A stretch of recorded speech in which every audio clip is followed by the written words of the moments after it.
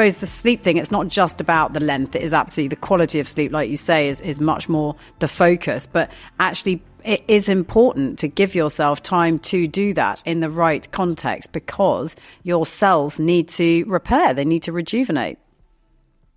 That's exactly it. It's exactly it, without question. And that's why we need the hormone response to be super strong. Alongside that, I'd say one thing that, from a performance perspective, but also performance as in our life performance stuff too, is we need to know more data about ourselves. We need to understand ourselves much more. I think that for all that there are a huge amount of pieces out there about biohacking, it's the new big thing. We're going to biohack and find a way to live for longer and blah, blah, blah.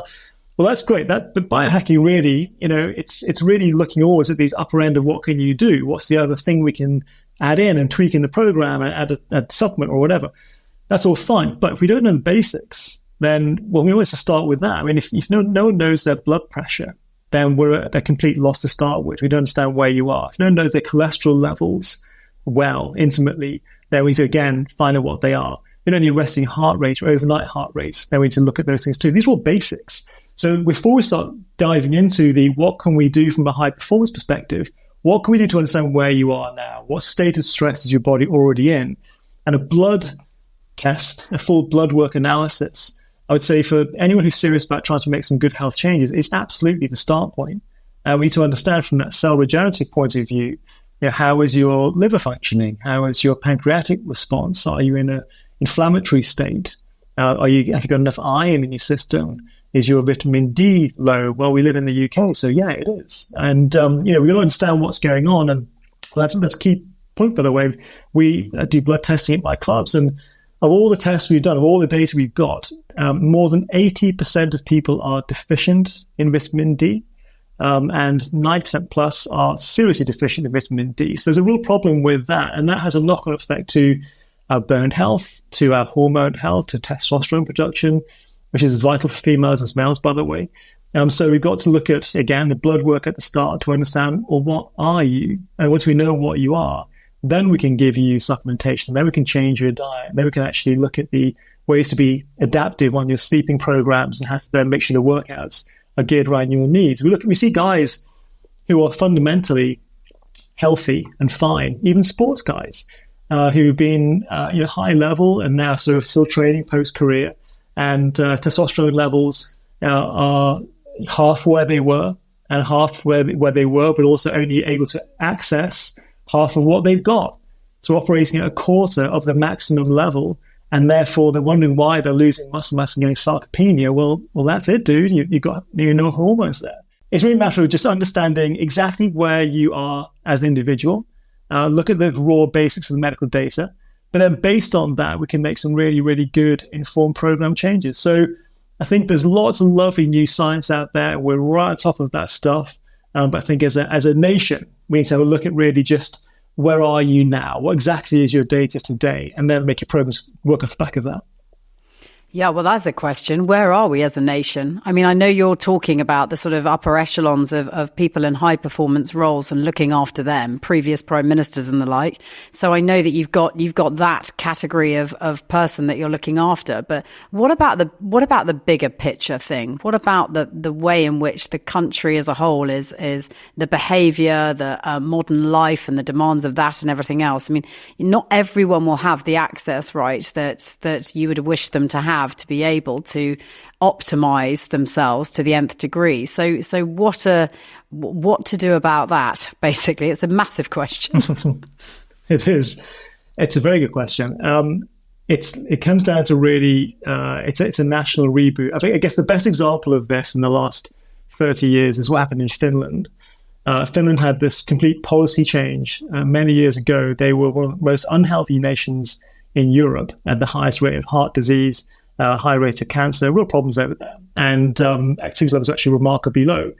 And they said, all of a sudden, this government that was then at that time, we're going to make sure every child has the same food at lunchtime, going to get given it's a piece of fish, it's some bread, it's some salad pieces, it's a piece of fruit. And that's really it. It's very basic. And we're encouraging a national campaign on being more active. Roll forward 20, 30 years, and they're the lowest risk of heart disease in Europe. They're the highest activity rate in Europe. It's an education piece. It's all about understanding what's normal and what we've allowed to become normal is to not move. And we are effectively designed to move 10, 15, 20,000 steps per day. If you want to give it a number. The average, I think, is around 2,500 per day for most people. So it's tiny. So we've allowed ourselves to become unbelievably sedentary. And it's very easy just to go from A to B in a car, of course, but there's nothing else in the day going on. You might go to the gym and do something there if we're lucky. But for most people, that's actually not a reality either. So we've got to just learn to get back to using our legs some more, just literally moving some more. It's not complicated. And then have that as a start point. And begin to respect food a bit again. And we've got to look at the quality of the food, not just the quantity, but the quality of food we're eating. And unfortunately, again, it's difficult because on a mass-produced food basis, the quality of the chicken that we consume is not good. The fish we can consume often comes from farm sources, and it's an unreliable source. And these are such hard things to navigate through, because how do you begin to pick through in a supermarket which thing you're eating in a short space of time rather than looking at every single label in detail and believing it? So we've got to think about then, rather than focusing on where the traps might be, which is largely around the meat-based stuff. And not pro-vegan, by the way. I just think there's a danger with eating certain sources of animal protein. We've got to look at how many types of plant we're consuming. And again, in this country, we are on average around 25 types of plant types per week. In America, it's about 20. We should be around 40 to 50 different plant types per week. There are tribes in Africa that have about 180, 200 types of plant per week. And they have no diabetes, and they have no cancer, and they have no heart disease. So we have to look at what are we consuming and develop a different relationship with how we feed. And we don't need to be fed, believe it or not, every couple of hours. We can survive for no longer than that. So we've got to make sure we're not just becoming a nation of sugar grazers. We've got to be eating good meals, good food, probably twice a day for the main meals, maybe a third as a smaller meal, probably in the evening, and give ourselves a chance to rest the gut, to rest the body, not be in states of constant digestion. One of the reasons why we've become more obese is by keeping on feeding all the time. All we're doing is just spiking our blood sugar constantly. So we've got to be in a state where we are, as we sat here now, because we're not stressed, we're relaxed, we're having roughly half our energy come from sugar, half from fat.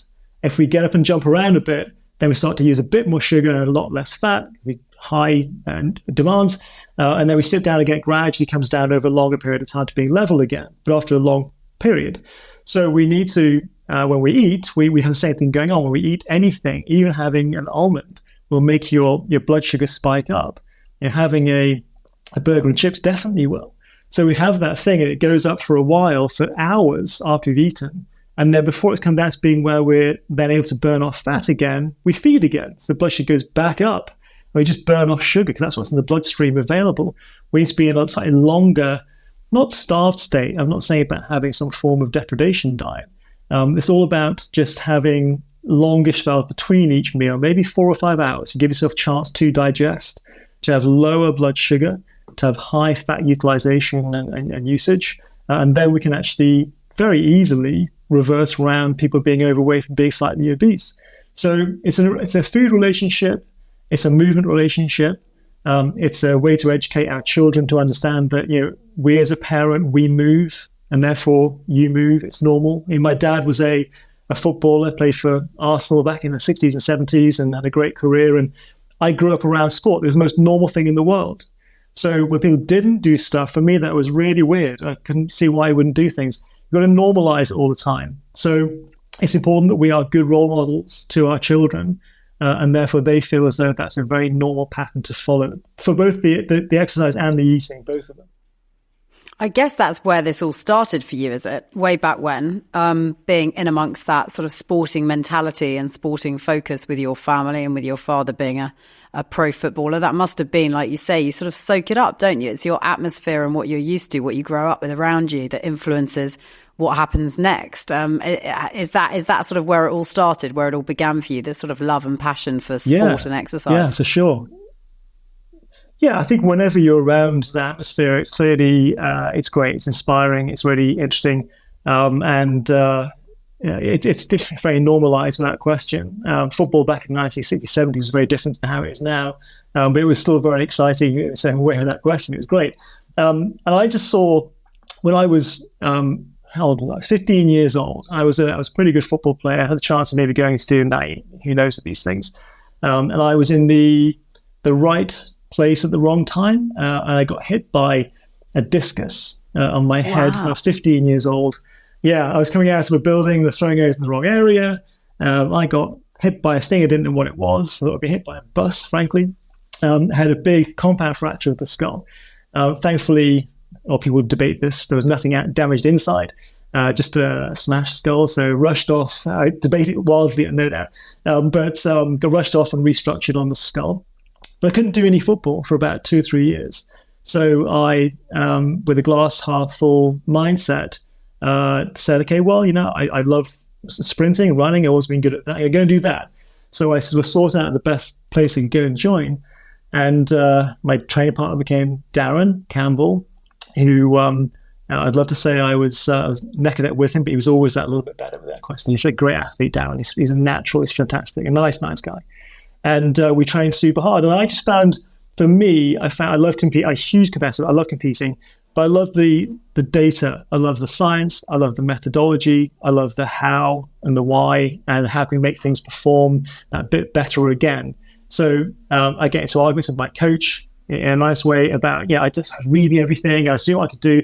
I went to courses at that point when I was in my late teen years alongside my studying and then beyond. And so I think we should do this, actually. We should have this approach. We should do that instead. He used to get wound up by me. But I love the fact we can actually find ways to really just drive ourselves to a different level. How fast can we go? How far can we jump? How long can we run? For all of it, I found the data behind it wild and still do to this day. So it starts with the passion of being around it in the family, yes. It morphed for different fate reasons into being something else instead, and I found a thing which I was hugely passionate about. So it gave me a chance to work on my own performance, for sure. But I could just see, the reason why I do what I do now, I could just see there was this need for people to actually go and find good specialists. And in my dad's day, as a footballer in the 1970s, trying to find specialists who really knew what they were doing, it was tough. It was really hard. I remember him trying to find the right people who really knew it well. He knew they weren't the right people. So I had an idea when I was just after the whack on the head, about 16, 17, that there was a need to have personal training, so it's like a blow of inspiration. A need to have places that were purely with great PTs in, with dietitians in, with doctors in, the right types, and hormone specialists. And this was an idea from, some way ago. And so I started my first club off the back of that in up and coming Mayfair when I was 22 years old. I had no money. Up and coming Mayfair. It was kind of, on the rougher edge of town. And I found a space that was an abandoned art gallery. I convinced the landlord it was a good bet somehow. And I had to kind of just navigate and negotiate to cut some deals, to get some builders to work for me, to get some equipment in. And the guy who started Technogym, Nerio Alessandro, he spoke no or little English. I speak no Italian. And he just started Technogym maybe 4 years before, now a massive company. And I knew he was coming to London, so I arranged a meeting. I called up his office in Bologna, arranged a meeting. I'm not sure to this day he knows that I negotiated that I wasn't going to pay for about a year and a half. But the stuff came, and so it was all there. I started the first place up and then set about then getting the message out there about how and why to train and what we do. And it grew from there. See, now you've also got that competitive performance mindset. And I also wonder how much of that is so much of a factor in individuals' sort of, success in understanding how to look after themselves moving forward. Because we talk a lot about what's required physically to keep yourself healthy and well. But how much of it's up here? How much of it's up the top without the discus issue? I think it's a sort of 50-50. I think it really is. I think it's really important. I think that if you take the viewpoint of why you do something, so why would I go to the gym? Why would I work? Why do I get my run? Why do I do this stuff? It's kind of hard to measure, but it's raining outside. Why do I do this stuff? So that becomes a place of a number of factors why you would do something. Partially, it's pride. There should be some just self-concept, pride in yourself. There's a self-worth. Now, underneath and the layers then of if someone does not have that pride, does not have the self-worth, there are other issues at stake, things to deal with. And we can look at people's overall mindset about positivity, how we then train them. And we work with psychologists alongside to work some of that stuff, and also work people doing things like meditation work as well to ensure we can get some form of alternative focus and ways to make sure there's a way of dumping the trash from your brain, making it work. And I'm the world's biggest skeptic on this stuff, so I have to completely test myself in all these things like a guinea pig before I can be sure that it works. And I read every bit of science behind it to make sure it works as well. And with meditation, I've been to places like Ananda in the Himalayas, which is this kind of great place that you go to, and it's all very spiritual. It's above Rishikesh, which is where the Beatles spent their kind of druggy time in the 60s hanging out. It's all very kind of cool. And going there and doing meditation is easy because you're in this kind of zone of that's where it's all from. The hard part is doing it back in London. When you're back in your normal routine again, how do you do that? And why would I do that? Why would I bother to do that?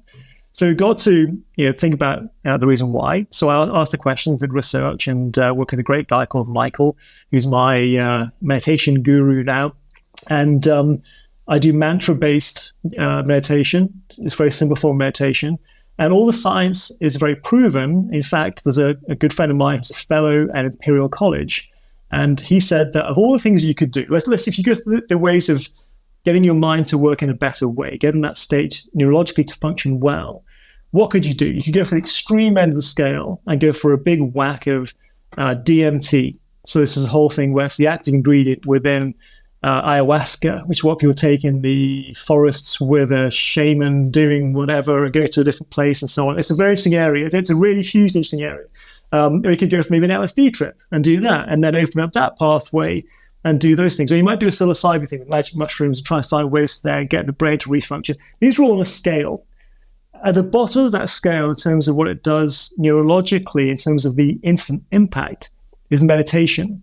And on an Imperial College scientifically research basis, they said that it does work. He said if you could give anything as a drug to the world to make sure the brain works better, it would be meditation. The other things like dropping a bomb. If you take the other things at the higher up the scale, it's like dropping a device into your head, hoping it's going to come together afterwards. It might not. And I wouldn't actually diss the research work around things like LSD. Clinically, I think there's lots of examples of people getting over depression with that stuff, which is great. If you're using it a bit more semi-recreationally, which I'm just not sure is controlled. But the effects of it are interesting. But meditation done well and done frequently produces a mental outcome which produces calm and the ability to actually, if you need to, just switch off bits of your thinking so you can create calm within chaos. And it works. It just does work and doesn't take any problems away, doesn't change what you're in, doesn't change what's going on, gives you a chance just to step back, rationalize, and rethink. And the impact on that in terms of what comes out of that physically is our ability to then reduce inflammatory effects, to make sure we've got a good hormone balance, are much, much stronger. And then by doing the exercise we need to do, go back to your point about your husband, the recovery of the cells will improve because our body's not in an inflamed state. So the mind is a huge part of making sure the body functions phenomenally well, yeah. And then there's, of course, this bit at the minute where everyone's discussing whether they want to live to 125 or not. And the whole longevity play. And so, of course, all these things that we're talking about are sort of building blocks to enable us to live better, longer, more fulfilled lives. But then there's that other piece which takes it sort of to the extreme. And you think about the likes of Brian Johnson and what he's trying to do and actually living with the idea that your body, not your mind, determines all the decisions and makes all the decisions. So whatever your body needs, you feed that, as opposed to being overruled by the consciousness of what's going on up here. And what's your take on all of that? Because there are so many different schools of thought around it. Are you skeptical about those things? You talked previously about the fact that, you can be a great skeptic of things, but once you've done the research and the science analysis to sort of really understand them, then you make a more informed decision. What's your sort of feeling around the whole longevity conversation at the moment? Yeah, so there's a kind of very famous quote made by Andre de Grey, it's probably now 15 years ago, where he said that someone born today will make it to 1,000 years old. And it was this whole kind of shock in the kind of medical and wellness industry over really unusual. Well, I guess if science expands on and changes, then we're going to find some answers. It's since been a bit more proven that maybe on a DNA perspective, it's looking like more that 150 to 170 might be perhaps the outer end of our capabilities of living as a body. So within that, then how long do you want to actually live for? Well, what's living? So for me, it's less about longevity, less about utter time. It's more about quality. I'd rather live for 100 years playing tennis when I'm 90 than live for 140 years and be in a chair for the last 40 of them. So it's about really having enough of a reason to do the things that we're doing for that health span increase rather than the lifespan increase. That's my main focus. And the approach that Johnson is taking with, X number of pills per day and doing his workout regime every day and doing cryotherapy and doing the heat work and the red light work and the IVs frequently and so on. I love the science. I love the fact that he's just taking himself like a lab rat and just plugging in everything and having a strategy, which I think is probably a sound strategy, to do what he can do to try and live for as long as possible. I'm not sure you can yet reverse aging. There's lots of work in the area that people like David Sinclair are doing, using drugs like rapamycin, which is a form of basically kind of moss scraped off the back of the statues on the Easter Islands that was found 60 years ago. Turns out it's quite good regenerative for some cells. That's all fascinating. That's what he's doing. He's using all those things to see if he can try to reverse his cellular aging and regeneration. I'm not sure it's there yet. I think we can stall. I think we can actually freeze it to a point. If he can do that, that's seriously impressive.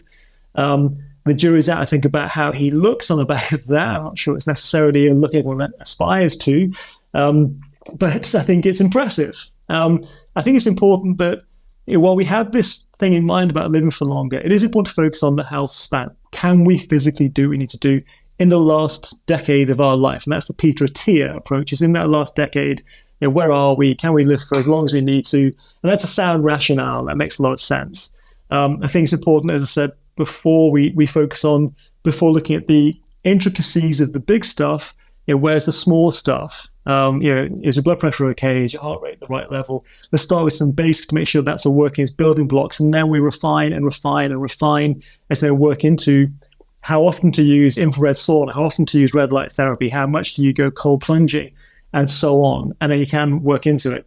All that said, the science that's out and increasing by the day in terms of its quality around aging is phenomenal. I do think if we can survive the next decade, then we will have extremely healthy, long lives. And we will be active in our 90s and 100s, which would be remarkable. It causes a whole range of other social issues alongside with that, frankly. But it's a really interesting place to be. Can you imagine, like 4 careers and you'll be a great-great-great-great-grandmother? I meat it's just like a whole thing which is going to freak you out. So you'll be kicking around all by yourself. I tend to kick the ass of my great-great-grandchildren on court. So it's really just understanding what it is you want to do with you. And it has to be done with purpose. I think it's important that we have to do it with purpose. I think that, life is all about having purpose. Without that, we're lost. So the physicality side of it, keeping mentally strong within it, means that if we can find a thing which gives us purpose, then we stay really on it, and then life is fulfilling. It all makes sense. So it's a fascinating time in the industry, it really is. And it's why I'm always a bit perturbed by anyone who's in the industry is just one-dimensional, talking about how we can get some bigger guns, or this is the old stuff. I'm more really into the idea of how can we make you as a biological thing just expand on what you're able to do for longer, and that's far more exciting. Which makes you a timeless classic. Matt, brilliant. Thank you so much. Pleasure. Thank you.